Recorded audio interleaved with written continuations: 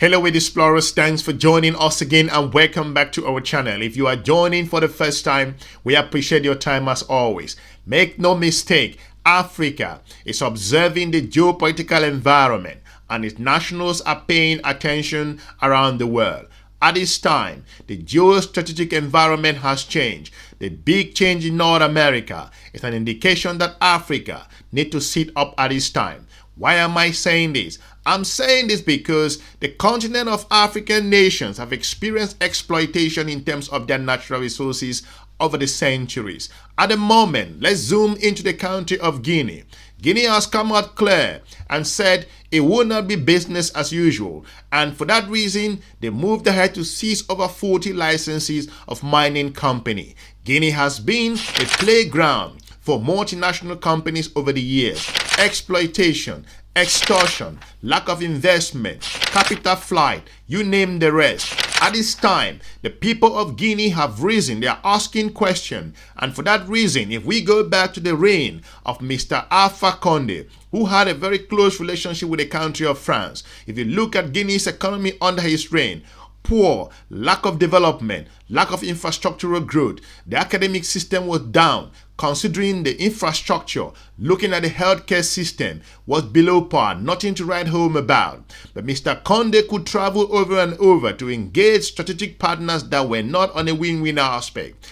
Guineans were facing difficulties, but you have hundreds of mining companies exploiting the country of Guinea's land and depriving the major corporations or the people of Guinea to have a particular say in terms of their own resources that they need. Let's go back to Guinea. Mr. Alpha Condé came to power. One first term, he was hailed as the leader that brought democracy in the country of Guinea. He moved ahead to the second term and to an extent proceed and requested a third termism. Third termism has been a challenge in the continent of Africa at the moment, as we saw events in the country of Togo. However, Mr. Condé failed to recognize that things have changed. A close collaborator of his came out clear and said it will not be business as usual as a system that has been built by the colonialists to favor a few, to eat fat, and the masses suffer. That's never going to happen anymore. Geostrategic partners who are working alongside the continent of Africa on a win-win aspect will be the ones to benefit at this time. The pressure cannot be high in the continent of Africa, more specifically in the country of Guinea. For that reason, the leader of the country of Guinea came out clear without hesitation, without missing his word, because the system was broken completely. And he said that at this moment, we have to put a system in place that can favor. Otherwise, the Guinean people will be reading their particular resources on the international market while they themselves fail to enjoy the resources that were God-given to them. At that particular moment, Mr. Doumbouya came out without hesitation and said this: It's our duty to save the country and bring the Ghanaian people together. We will put a system in place for all of the people to come together, because a political system that is not inclusive is a system that is not based on peace. Despite Guinea's natural resources and the impact it has in the continent of Africa and globally, talking about lots of resources that Guinea does have beneath its surface. It is important to note that the Ghanaian leader summarizes in this way. Without hesitating, in the African Day, he came out clear and lists out the importance of the reason why the continent of Africa has gone through tremendous changes, sufferings, and impact of colonialism and more partnership that are not of his own interest. In that area, Mr. Muhammad of Ghana, the leader of the country of Ghana, said this: Fellow Africans, esteemed leaders, brothers and sisters of the African continent, it is with great honor that I address you today on the occasion of Africa Day 2025. As we gather in Addis Ababa and connect across our vast continent and beyond, we celebrate our resilience, our rich heritage, and our unwavering spirit. This year, our celebration is particularly significant. The African Union has declared 2025 as the year for justice for Africans and people of African descent through reparations. As the AU champion for this critical cause, I'm deeply committed to working with you all to achieve this vital objective. For too long, the legacy of slavery, colonialism, and neocolonialism has cast a long shadow on the lives and progress of Africans and people of African descent. These historical injustices have left deep scars. Reparations are not merely about financial compensation, they are about acknowledging the profound and enduring damage inflicted upon our people. They are about confronting the uncomfortable truths of our past and taking concrete steps to rectify these wrongs. We seek justice, justice that encompasses a comprehensive range of measures, including official and unequivocal apologies from the nations and institutions responsible for perpetrating these historical injustices, addressing the crippling debt burden that continues to stifle economic growth in many African nations, a direct consequence of exploitation and unfair trade practices, providing resources and expertise to empower African nations to achieve sustainable development and participate fully in the global economy. Make no mistake, Guinea is extremely rich. If you consider Guinea's position and the mineral it possesses at the moment, it can only be dreamed of by other countries from around the world. For that reason, we've seen multinational companies flocking into Guinea, manipulating the country, buying of land, do not invest, and making the people of Guinea to sit to an extent without even them having the opportunity to also enjoy the natural resources and even invest in the lands that they have. Guinea's ruling junta has given foreign companies until the end of May to submit proposals and a timetable for the construction of bauxite refineries. Colonel Mamadou Doumbouya on Saturday told industrialists to do this before the end of May and to ensure all raw materials used in the manufacturing process be produced locally. The junta head also warned that foreign companies that violate the refinery construction deadlines will be penalized. With an estimated 7.4 billion tons, Guinea has the world's largest reserves of bauxite, a mineral used in the manufacture of aluminium, which is essential for the automotive and food industries. It is also the second largest producer. China imports about half of its bauxite needs from Guinea. However, the benefits to Guinea from bauxite mining and other abundant natural resources such as iron, gold, and diamonds are notoriously disproportionate. Experts cite insufficient investment, lack of essential infrastructure such as roads, and rampant corruption as factors that have hindered growth. For that reason, a number of Guinean individuals are moving, looking for jobs in Senegal and other countries. This is unrealistic in terms of a country that has been through a colonialist period that has exploited them for years. At this moment, if you look at Guinea, Guinea is a country that is picking up itself, and most geopolitical partners fail to understand the challenges. We only see things from the outside, not from the inside. Let's play this clip from Al Jazeera. He dug for gold, searched for diamonds, sifting the earth for the precious bauxite mineral. And still, Alassane Diallo from Guinea has not found wealth. A poor man from a rich land, his life appears like a broken promise. Scrapping by in the Senegalese capital, picking up debris on the construction site of a luxury apartment block to keep the tin shack back home standing and the family free from hunger. There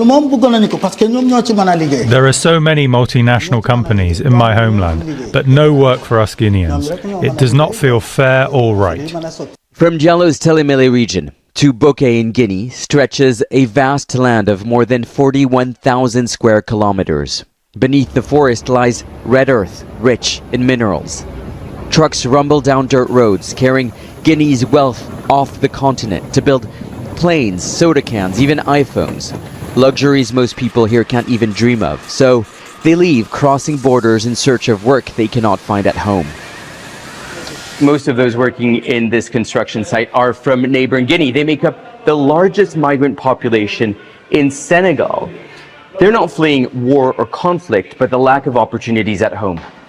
In 2020, we met Keita. He says he still remembers the polite smiles of mining officials, flanked by armed security, who told him to leave. He was handed the equivalent of $2,000 for a piece of land the size of 200 football fields. Much of that land mining companies bought remains untouched. Companies have been sitting on assets, choosing speculation over investment in what feels like an increasingly uncertain global market. And so Guinea's military rulers, under sanction and strapped for cash, are taking action. In May, they revoked more than 50 mining licenses, targeting concessions where no real work had begun, and vast resources remained untapped. We reached out to several mining companies that lost their licenses. None were willing to comment on the junta's decision. Mining companies need to ensure that Guinean nationals and local companies have a greater stake in production and in subcontracting. So they're staking the fact that if you are non-compliant, you would rather leave the sector and make way for other stakeholders who are likely to be compliant and continue investing in the region. The junta calls it a cleanup, part of a push to attract what it calls serious investors. For this nation, once supported by the Soviet Union, Russia and China now fit that profile, promising to build the facilities Western companies never did. Rising promises for Guineans, watching from a distance, as people from faraway lands pave the future on soil they can no longer call their own. Nicholas Hawk, Al Jazeera, Dakar. Guinea is making the move and asking questions because at this moment, we can't keep telling lies to the people of those different countries. The individuals understand the market, they understand the resources, they understand the importance of the resources to the global economy, and we can't keep changing the narratives. At this moment, if we consider Guinea's natural resources, some countries can only dream of having just 10% of what the countries have. Guinea has incredible natural resources. Mineral-rich Guinea is suffering for no reason. Guinea is one of the most mineral-rich countries in the world, particularly known for its vast deposit of bauxite. But it does have other natural resources and minerals. If you look at bauxite more importantly, Guinea holds the world's largest reserves of bauxite, the primary ore for aluminium. If you look at the regions in Guinea, Bokeh, Kindia, Fry, and Sangaredi, these are the regions. Export Guinea is to the global economy and is one of the most important countries that export globally to other countries around the world, considering its bauxite. So it's important at this time for Guinea to pick up its serve. These are challenging times in the country's own history, and Guinea is facing incredible pressure with regards to its growth and development. For that reason, Guinea is trying to build partnership among regional partners in the countries across the continent of Africa and moving really closely to see how we can build up itself. At the moment, these are bigger challenges that the continent of Africa facing, and nations who have been so close to a colonial partner that has paid them in a different way. If you look at Guinea's history, it has been rough, it's been patchy, nothing to write home about. The natural resources that Guinea does have will just be dreamed, like I said, to be had by other nations. Guinea is rich in natural resources in several areas, and more importantly, does not see the impact of this particular natural resources that is hard. The country of Guinea's exploitation is beyond recognition. It can only be imagined if you consider the natural resources that Guinea does have at the moment. There are also other very important minerals if you're talking about the country of Guinea. Bauxite, for example, the important is that Guinea holds the world's largest reserves of bauxite, the primary ore for aluminium. Other regions in Bokeh, Kindia, Fry, and Sangaredi are the regions that have natural resources. If we look at the export, Guinea is one of the most top global exporter of bauxite to the world. Guinea does have iron ore as well. Notably, deposits include in the areas of Samadu, one of the largest untapped high-grade iron ore deposits in the world. Potentials you could find is, if fully developed, it could make Guinea a major player in global iron ore market. There are challenges, no doubt, considering what I've discussed about infrastructure and political hurdles have delayed investment. Guinea does have incredible amount of gold. Looking at mining locations like the Sanguiri and also Kusurasa, if you look at the Dinguraya area, and more importantly, companies involved are like Anglo Gold, Ashanti, and other international local miners are involved. There are a number of artisan mining, commercial, especially in the rural areas, that are more in exploitative aspect in this country. Guinea does have diamonds as well, looking at primary in the east of the Karune, the Macenta, and also both industrial and gem quality. You can just begin to imagine how rich is Guinea at this particular time, but if you consider the history of this African nation, Where are the resources going? That's the reason why Mr. Thabo Mbeki came out clear and said that the continent of African nations are losing billions of US dollars as a result of capital flight and manipulation, and more importantly, some multinational companies fail to pay their taxes to the continent of Africa. Africa holds over 30% of the world's strategic raw materials, from cobalt and lithium to cocoa and rare earths. But most are exported without processing, costing the continent jobs and revenue. The 2025 African Raw Materials Summit drew over 1,000 delegates from 75 countries. Policymakers, investors and experts focused on solutions. This summit is our moment where Africa reclaims its narrative, redefines its destiny, and rededicates itself to transforming raw wealth into real wealth from the soil beneath our feet through the journeys within our people. Nigeria is leading with a draft law mandating 30% local processing before exports. Officials say it aligns with ECOWAS and AFCFTA's rules and could shift Africa's resource model. We've got enormous potentials as a people and as a continent, but to what purpose are we putting those potentials in? The value loss is clear. Ghana supplies nearly half the world's cocoa but earns under 2% from chocolate sales. In Congo, most cobalt is mined locally but refined abroad.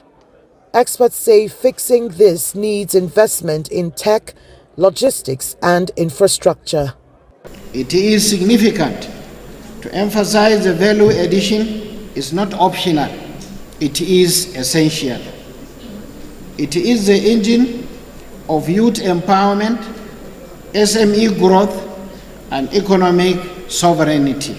For Nigeria to be able to harness its raw wealth sitting on the ground, there's a fair amount of work that needs to be done in putting in place the right legal and regulatory framework. Guinea does have uranium as well. Exploration, of course, is still under early stages. Reserves are not fully quantified at the moment. Other minerals in the country of Guinea includes nickel, cobalt, manganese, zinc, and phosphate have been identified in smaller quantities. Oil and gas, offshore potentials, but largely unexploited. It is important to understand that from the economic and strategic relevance, the mining sector is the backbone of Guinea's economy, contributing a significant portion of the GDP and foreign exchange. There is growing interest from international investors, particularly China, Russia, and also the United Arab Emirates. By Guinea moving really fast to seize the licenses of some of these multinational companies, it will give Guinea the leverage to go back to the negotiation board and review why these companies are operating in the manner that they are. They are buying land, failing to invest in the country, failing to put the proper infrastructure, putting the capital in, not just making money, exporting to different banks and offshore accounts. This has been a problem in the continent of Africa, and most African governments are waking up from sleep because at this moment, countries that the continent of Africa were relying on in terms of their geostrategic relationship are failing them. They have no choice at this time. Instead of moving ahead, they have to look inward and build the inter-African trade. It is important to know that the continent of Africa, more importantly Guinea, has begun working with countries that can provide the know-how that they need at this particular time. Select a few partners, give licenses to those particular companies that can support them and redefine their growth and development across the region. Africa, the odds are against you, and you got to wake up at this moment. That's the reason why the Guinean leader said the system that was put in place was not a system that could benefit the masses, and for that reason a few people could eat fat. And more importantly, the Guinean people have woken up and they are asking questions. This move may be read differently in global capitals because they fail to understand the fundamental challenges and difficulties that these countries across the continent, more especially in West Africa and talking about Guinea in particular, are going through at this moment. Hopefully, the government of Guinea can review the licensing issue and provide the licenses to companies that are willing and intentionally ready to exploit the mineral and make sure they pay their right taxes and invest in the country instead of buying lands and depriving the locals from benefiting from their own natural resources and making sure that they can start their own business or invest on their own land. I want to thank you for watching. Leave me a comment. I will be looking forward to meeting you soon in our next episode. Have a good day. Bye-bye.